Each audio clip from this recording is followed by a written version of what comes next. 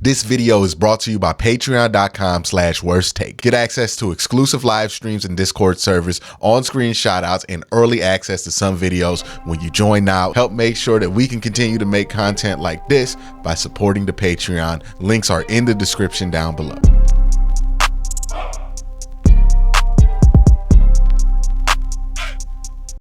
All right, so this whole Deshaun Watson shoulder-gate saga has gone on for a while here in Cleveland, and he just did his first press conference post us knowing the full kind of extent of this shoulder injury, right? The last time we talked to him, I think, was the Wednesday of that game week, and, you know, I think the situation changed, and we haven't talked to him since. So what did we learn in this interview with Deshaun Watson, and why do I think that this might be the best press conference that he's had when it comes to something that's pivotal like this? Because he's had some blunders in the past when it comes to things in this realm.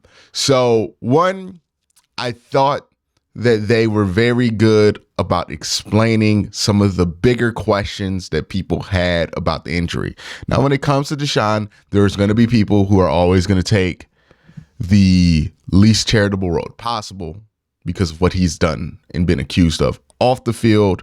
They're just not going to have a lot of room to be fair in their criticisms of him, and they're going to look for any angle to kind of take against him. So you're not going to win everybody. And I think it was important for them to understand that they weren't going to win everybody, but you can win people who are looking for the actual truth of what's going on. So overall, he's still day to day. That's the big news coming out. He's still day to day. He doesn't know if he's going to practice today, and he doesn't know if he's going to play on Sunday. It's all about him getting through the rehab, taking it day by day and seeing where progress is. But we got more details on what this actual injury is. And that's one of the things that I was worried about when I dropped the, hey, is this worse than what we think? Because we weren't really asking questions about the injury at that time. Now that we've had a week of asking questions, we're starting to finally get some answers. I wish this conference would have been last week. I think if this happened before the bye weekend, it really could have cleared things up for people, but for whatever reason, they waited till today to do it, and now things are finally a little bit more cleared up. So what happened in the Baltimore Ravens game? If you watch my video with Cam, if you watch my video just talking about the injury, I had brought up, hey, it seemed like Monday, Tuesday, Wednesday of that week against the Ravens, they thought it was one thing. You get to Sunday, it's something else. Something happened between Friday, Saturday, Sunday, right? Something happened over that weekend that changed the situation for the Cleveland Browns. Whether that had been off the field, whether that had been on the field, something happened that changed the situation. It was pretty obvious to me that something had happened because, again, he went from Friday, he's going to play. No doubt. He's going to play. He's just questionable. That's just whatever it is. But he's going to play. To Sunday, he ain't playing. It's obvious he was never going to play Sunday. Nobody was ever going to clear him Sunday. He wasn't playing. Something happened in between then, right? That's odd. Well, now we know. Okay. We also know why that week was so weird. Remember, Deshaun practiced one week, threw a little bit, and then didn't throw the next day for whatever reason. Now we have more information about it. Basically, what Deshaun said was they didn't know he had the rotator cuff injury. So I believe he has two injuries. There is the rotator cuff injury and the micro tear, right?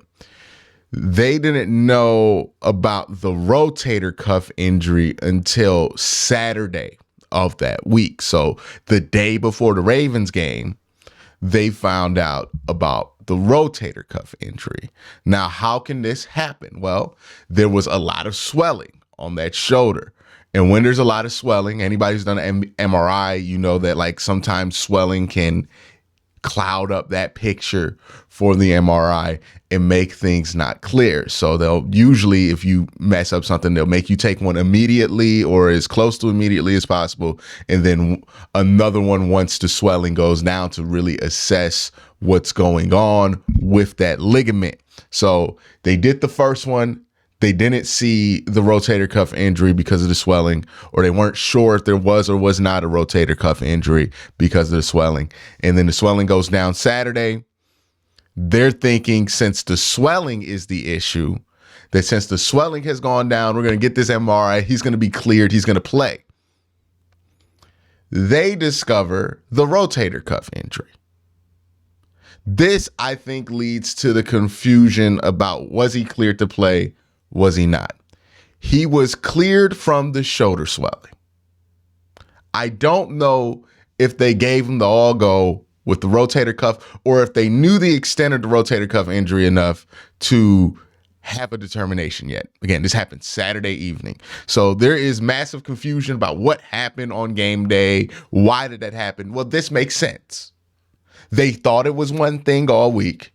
They take an MRI the night before the game, and it completely changes the situation. So now the confusion versus the Ravens makes sense. It's not that they found out it could be nerve damage or something like that, or that he just decided on a whim he didn't want to play. Is that though they found out that this was an injury that went from, oh, it's just pain, he can play through it, to, oh no, this is a rotator cuff injury, he can't throw the football. As far as his status for the rest of the week, he basically said it's up to when that muscle heals, right? Whenever it heals, he'll be out there. He also clarified, he said, exactly, it could be any day. I can't put a timeline on it, which is something that we've mentioned here before, that there's not really a great timeline on this injury, or not a great timeline, just no timeline. Like, it's just hard to tell. But he said it could be any day, can't put a timeline on it. It's really just day to day. When it heals, it heals. He said he's heard that rotator cuffs are typically 4 to 6 weeks. He's just taking it day by day. So the injury diagnosis, the timeline that he can get to, is 4 to 6 weeks. That's the timeline, right? The injury was 4 weeks ago.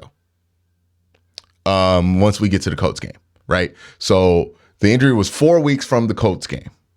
So the earliest he can come back is this week. That would be super early, but they're saying he should probably be back before the Baltimore game, which is important there. So again, 4 to 6 weeks is a timeline. We're already 4 weeks into that timeline. So we will see. We're in the zone of he could not, right now. So we're going to see.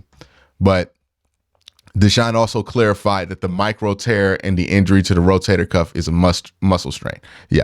All right. So also Deshaun said the coaches, front office have been on the same page when it comes to the rehab and dealing with the injury. So any kind of conspiracy there about Kevin Stefanski trying to throw Deshaun under the bus, I think it was just all confusion.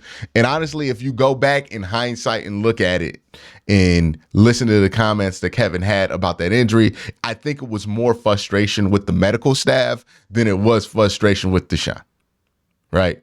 He's saying, I heard from the medical staff that he was all good. And then Saturday night, it gets flipped. That's got to be frustrating, right? Because you're going and operating all week off of, hey, it's all good, it's just swelling. Which also makes what happened to DTR make more sense.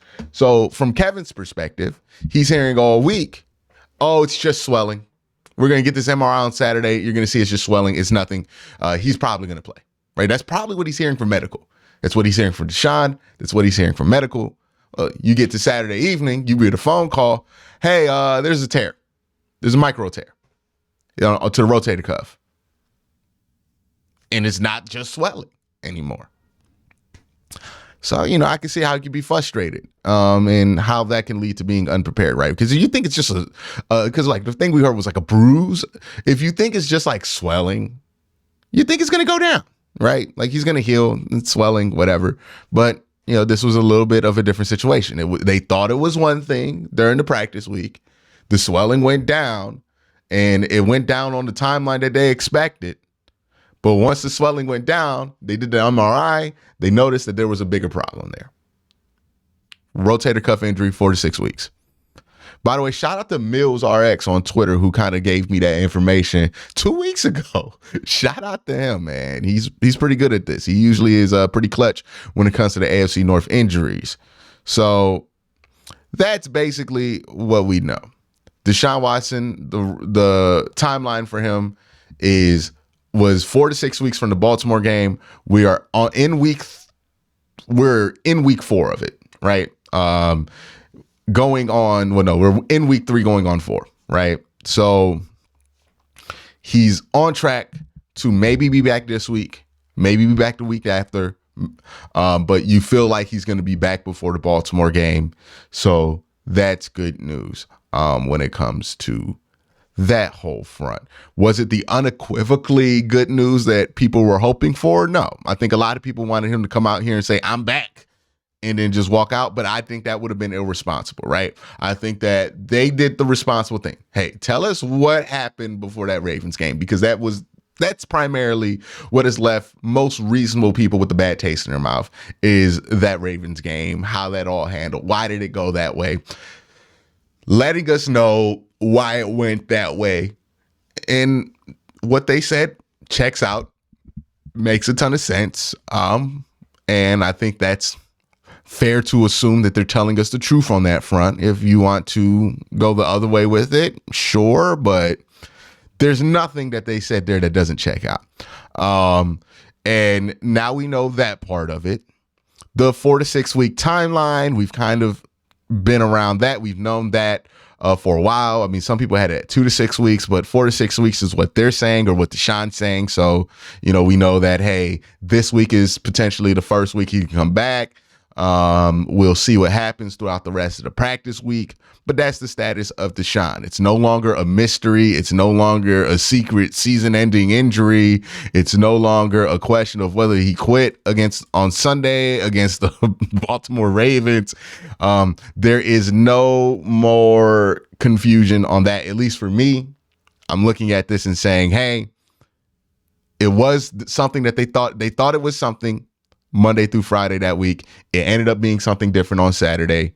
That changed their plan. And once that changed their plan, they had to change their approach.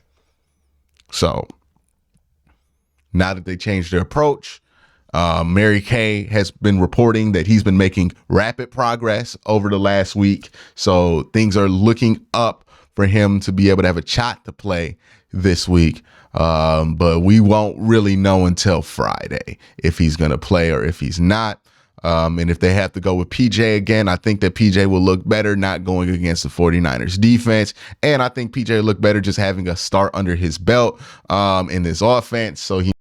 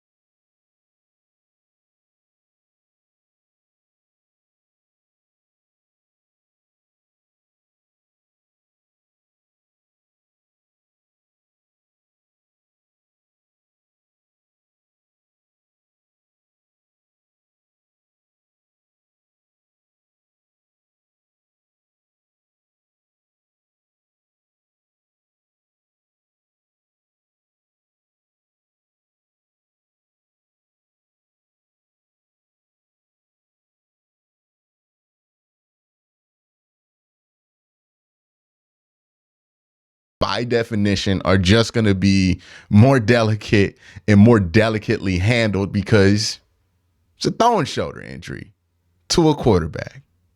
Very important to remember. And one of the things he brought up in his press conference was he did not want to be out there if he cannot throw the ball and stretch the field deep, if he can't attack the numbers. Basically, if he cannot be a functional quarterback, he can't be out there. Right? That's not going to help the team. And I think that's important to remember, right? I think if he felt like he could help the team, he would be out there, he would be playing. But he feels like what's going to be best for the team in the long run is him waiting this injury out, getting healthy, playing. And with this defense, I think that's a fine strategy. So that is the news on this whole Deshaun Watson thing. Hopefully this puts to rest a lot of the conspiracy theories that I've been seeing out there about this injury, but who knows? It's the internet. Y'all have a great day. Have an even better night.